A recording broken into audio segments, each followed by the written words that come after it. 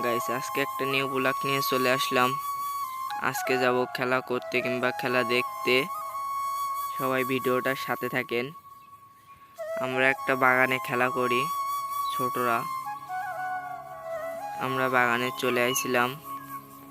এই যে বাগানের গাছ, এই গাছগুলো কে কে চিনেন সবাই কমেন্ট করে বলবেন। ভিডিওটার সাথে থাকেন সবাই। এই যে বাগানের গাছ। আমি একটা পাখি দেখতে পাইছিলাম। পাখিটা আমার জীবনে প্রথম দেখছিলাম। পাখিটা কে কে চিনেন সবাই কমেন্ট করে বলবেন। সবাই ভিডিওটার সাথে থাকবেন।